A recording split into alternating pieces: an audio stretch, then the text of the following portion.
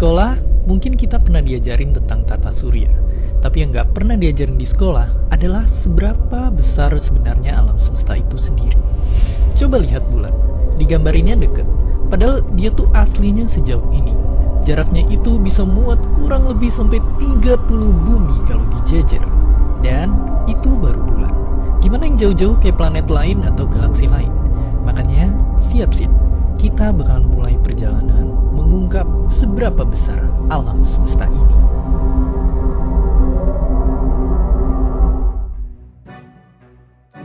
Ayo kita mulai dari diri kita sendiri, manusia.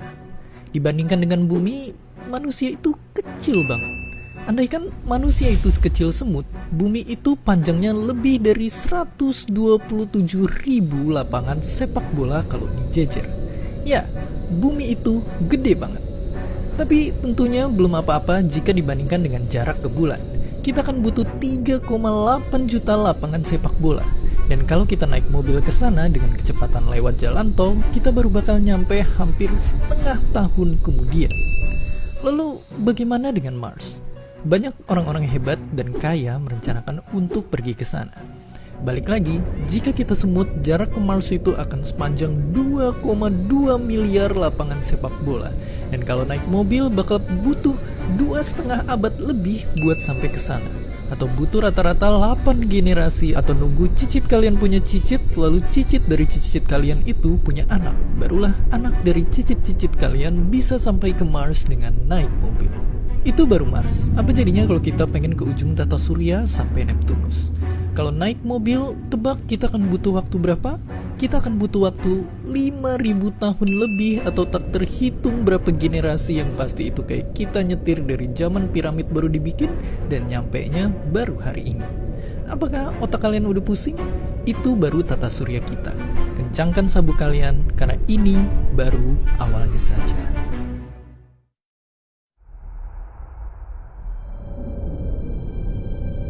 Menembus keluar dari tata surya kita, yang mengejutkan adalah kita akan bertemu dengan pesawat antariksa Voyager, objek manusia paling jauh yang saat ini ada di luar angkasa.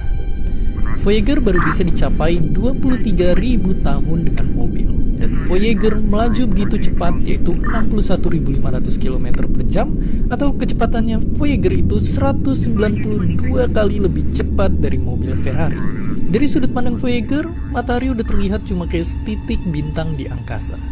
Tapi meskipun setitik, kekuatan matahari masih bisa menarik jutaan komet dan benda langit lainnya untuk membentuk wilayah yang dinamakan Earth Cloud. Dengan kecepatan Voyager yang gila, sejarahnya dia berhasil keluar dari tata surya kita dalam waktu 35 tahun. Tapi untuk Voyager bisa keluar dari Earth Cloud ini, dia butuh waktu sekitar 30.000 tahun. Namun, Earth Cloud ternyata hanyalah satu bagian dari wilayah yang bernama Local Interstellar Cloud. Di sini kita udah nggak masuk akal pakai satuan kilometer karena udah gila banget. Kita akan pakai pengukuran jarak yang nama kerennya adalah tahun cahaya.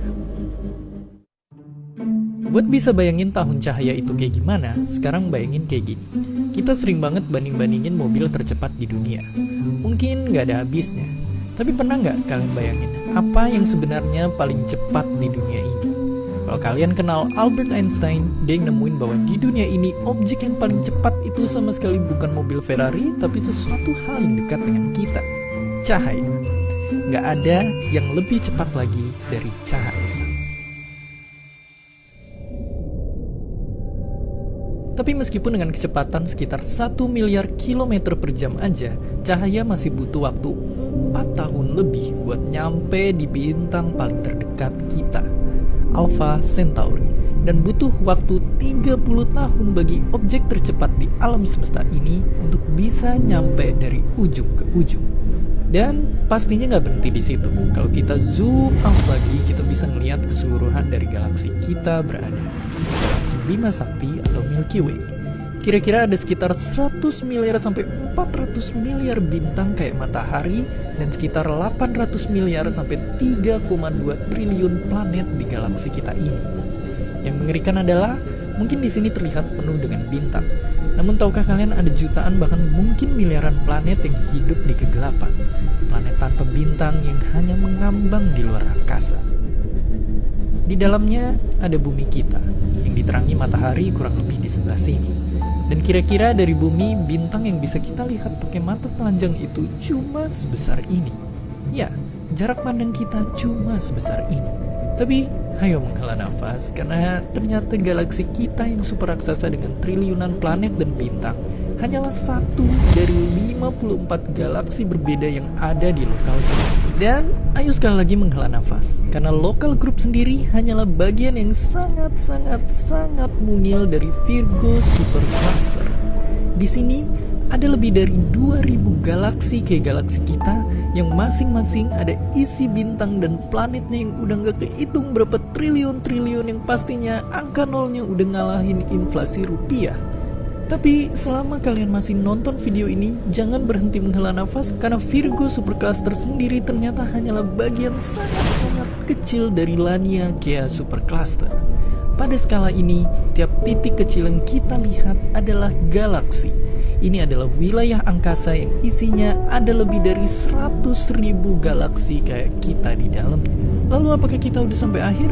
Dan bisa ditebak jawabannya sama sekali enggak. Karena supercluster kita ini ternyata hanyalah bagian yang bukan lagi kecil, bukan lagi mungil, tapi benar-benar udah kayak debu di observable universe atau wilayah alam semesta yang bisa kita amati. Disinilah rumah dari lebih 2 triliun galaksi yang tak terhitung berapa banyak bintang dan planet di dalamnya, dan menjadi ujung batas pengetahuan kita manusia tentang besarnya alam semesta untuk sekarang. Di luar ini tentunya masih ada lagi, hingga sekarang masih menjadi misteri, karena kita hanya bisa melihat bagian ini dari alam semesta. Yang kita tahu sekarang lewat fisika, alam semesta di luar pengamatan kita sedang bertumbuh terus, lebih cepat dari kecepatan cahaya. Banyak dari ilmuwan menduga bahwa bahkan semesta kita ini hanyalah satu bagian dari miliaran semesta-semesta besar lainnya, yang saat ini ujungnya masih menjadi satu misteri besar yang belum terpecahkan. Mungkin video ini pada akhirnya bukan mengajarkan seberapa besar alam semesta, tapi justru mengajarkan seberapa kecilnya kita di alam semesta ini. Tapi janganlah langsung merasa hidup kalian tak ada artinya.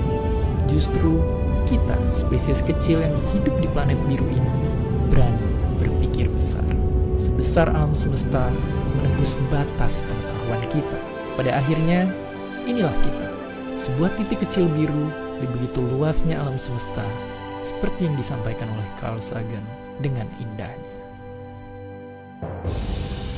From this distant vantage point, the Earth might not seem of any particular interest. But for us, it's different. Consider again that dot. That's here. That's home. That's us. On it, everyone you love, everyone you know, everyone you ever heard of, every human being who ever was, lived out their lives. The aggregate of our joy and suffering, thousands of confident religions, ideologies, and economic doctrines, every hunter and forager, every hero and coward, every creator and destroyer of civilization, every king and peasant, every young couple in love, every mother and father, hopeful child, inventor and explorer, every teacher of morals, every corrupt politician, every superstar, every supreme leader, every saint and sinner in the history of our species lived there, on a mote of dust, suspended in a sunbeam. The Earth is a very small stage in a vast cosmic arena.